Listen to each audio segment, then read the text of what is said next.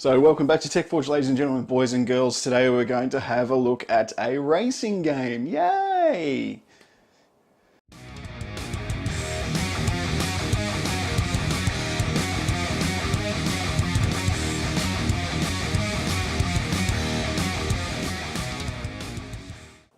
So I noticed sometime last week the early access to Assetto Corsa Competizione went live on Steam for $25 US, or Freedom Land Fun Bucks as we like to call them around here.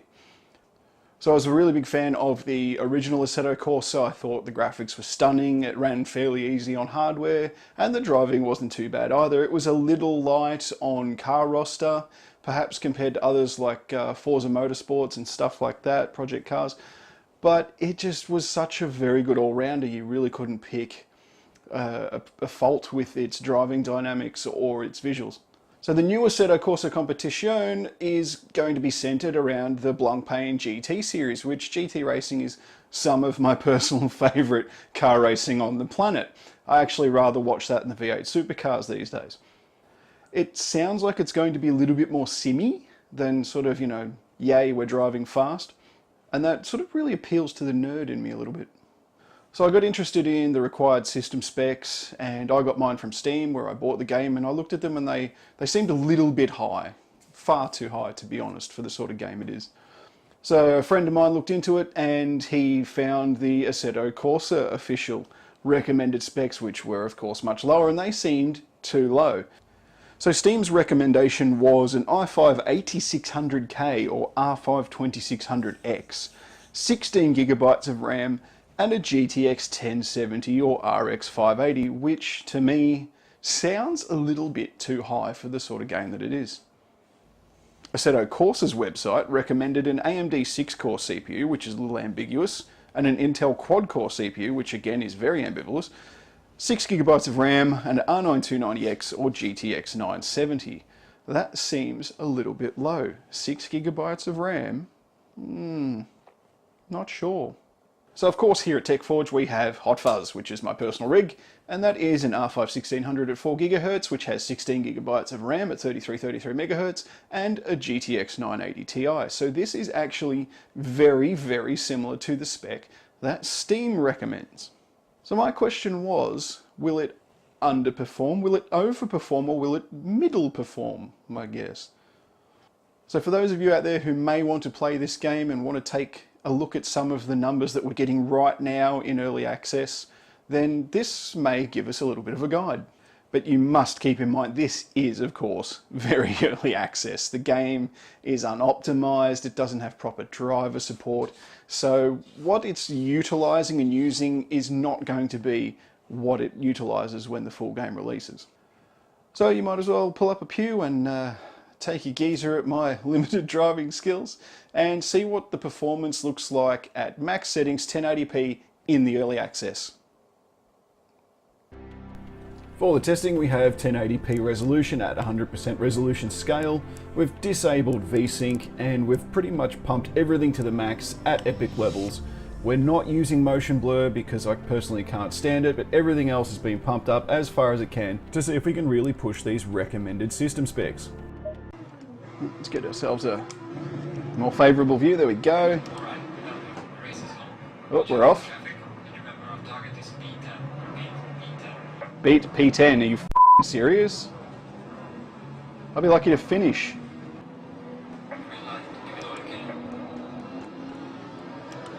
Yeah, that worked.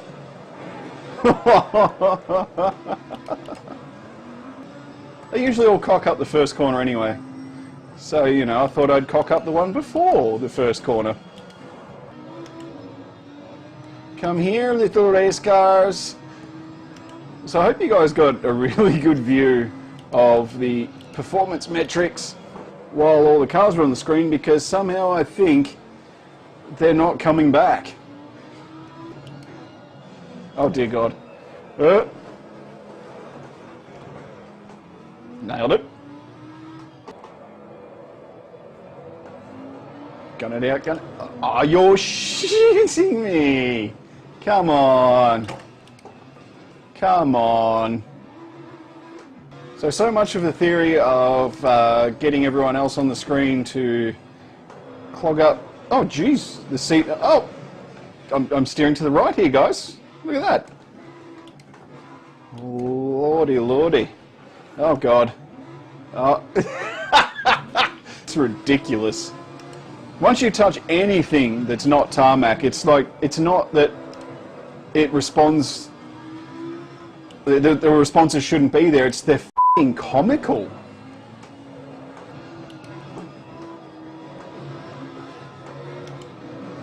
Whoa, baby. Oh, shit. What the dickens? These tyres, once they get any sort of heat into them, apparently it's like driving on oil. What the... Oh, shit. Like, I've got street tyres that don't overheat as quickly as these. That's ridiculous. They're still overheated, apparently.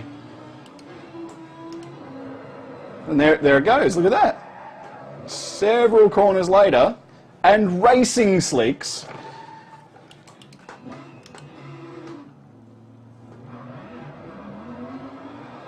I can barely hold it straight, accelerating in a straight line. Oh, there they go again. So how are you ever supposed to recover from binning it? If every single corner thereafter, it's like driving a shopping trolley. With any luck, I should be getting lapped soon. Oh, focus, mate, focus. Let's just slow down a little bit, let him catch up. Let him catch up. That's probably the wrong choice of words. Let them lap me. Ah, piss off. Keep pushing? I'm being lapped, mate. I am the yellow flag. What are you talking about? Whoa, baby! A little bit of a helping hand there. Yeah, now he's in the marbles, and now you watch him be able to take this corner perfectly.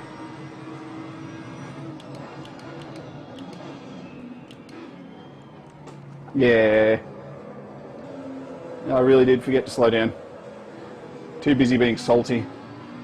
At least we've got some traffic now to really test out that performance. Yeah, cop that, mate. Cop that. Okay, no, don't worry, I'll cop that. If anything. That was me. Now I'm last again. But now I'm extra last. Oh, I got no grip, and of course counter steering does nothing according to the game. Whoopsie daisy. So, impressions. Well, wow. The game engine is using all 12 threads. Like, sure, none of them are really pegged much higher than, say, 50 to 70%, but it's just so refreshing to see all those cores and threads being used rather than one or two. So out of the VRAM and RAM usage, we were using around about 5 gigabytes of VRAM and just over 6 gigabytes of system RAM, which seems a little bit unbalanced. Traditionally, you would expect to see probably a little bit higher system RAM and a little bit lower VRAM. So maybe that can sort itself out when optimizations are done and as the game progresses before it is finally released. The frame rate was sitting roughly between 60 and 90 frames per second, let's call it. I don't think I saw it dip below 60, and I don't think I saw it much above 92. It generally has tended to hover around 75, 80, which is perfectly playable. That's fantastic, especially only on a 60 Hz monitor.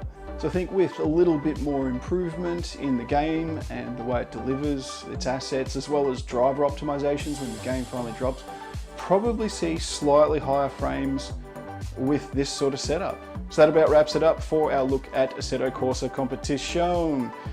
Back at the start, I was looking at the two varying sets of recommended system specs, and it does appear to fall closer to the Steam recommendations.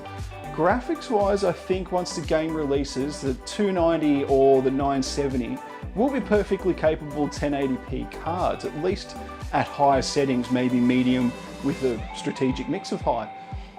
However, 6 gigabytes of RAM is not going to cut it. There's no way they're going to get this game under 6 gigabytes of system RAM. As for the CPUs, we can see the game using all 12 threads. Intel quad-core? Don't think so. I tried playing Forza Motorsport 7 on an i5-3570K. That was overclocked to 4.5 gigahertz and it was a stuttery mess. It was playable, but it was not enjoyable because of the stutters. So I really think these Intel quad cores may struggle with the game unless something drastic changes between now and release. So as long as you've got yourself a quad core with hyper-threading, like an i7, or maybe even one of the current Coffee Lake i5-8600s that have got the 6 threads, I think you'll be okay.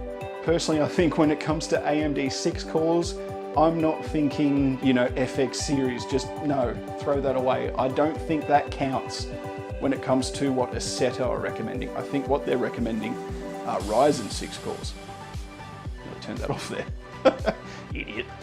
Anyway, folks, I am just rambling on now, so I must say thank you for watching, and I'll see you in the next one.